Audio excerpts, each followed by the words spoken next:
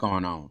So the Kyrie Irving stance versus LeBron James stance. Now you knew there was tension when they parted, and they are the millennials version of Shaq and Kobe. You know, Shaq and Kobe started off playing together, started of the century together and won championships together. Kyrie and LeBron is taking on a different added-on incentive and what it means, and people are being forced to which camp are you in?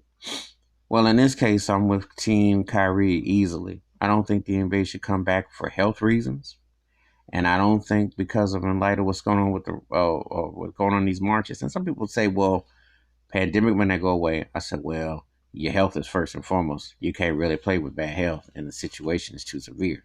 So that's up." And as far as racism, it's always going to be here. But I'll say this: you got crazy momentum that you've never seen before. Tell me you've seen another place in the last 3 weeks that you've ever seen in your lifetime where people are talking.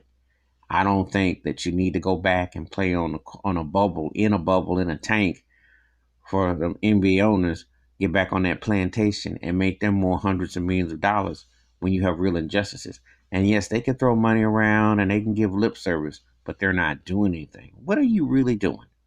Because what you really mean to say is this: we need to go against the police, and we need to stop the racism against the police and the system, along with voting and with grassroots. And what I mean is simple.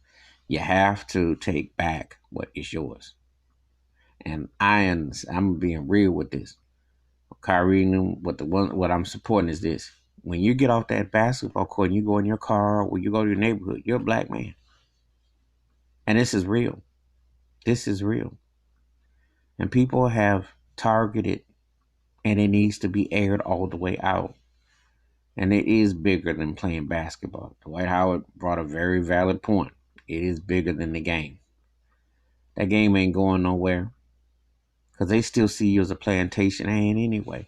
They don't respect you. You have one black owner, and he was a former player, and his name was Michael Jordan. And how long has the NBA been around? Think about that. Where is your black commissioner? You need to have black people in position. You need to demand things. You need to tell Adam Silver, we're not going for your 19-year-old rule, because that's discrimination. Should be able to play basketball if you're 18. Should be able to come into the league, not these Mako rules. Don't letting college be a pimp plantation. That's why the G League is popping off. Also, forget standing for the national anthem. So it's bigger issues, but you can't keep on entertaining white people on this plantation and not have it impact you. And so I'm Team Kyrie in this stance versus LeBron stance. Because I'm like, look, let's be real. The momentum is there. You could talk after a game and say stuff. It ain't the same. The same is when you hold the ball in your own serve. That's when you make a stance. Because guess what? They going to pay you what they want to pay you. And if they want to strike the season or act funny with you, they will. So anyway, that's my thoughts and takes about Kyrie Irving's stance versus LeBron James' stance. And where do you stand with the issue at hand? I'm with Team Kyrie on this one. And you can get woke up in different ways. You don't have no time limit when you can wake up, because if something triggers you, this is something that you can't ignore. I'm not saying LeBron ain't woke on stuff, but he is in good with the business brand. But the brand ain't gonna always be in good with him. All right, give me your thoughts, your takes, to like, subscribe, and the bell rings in the video. Wash your hands, keep your mind clear, watch out for one another, and you take a stance for something.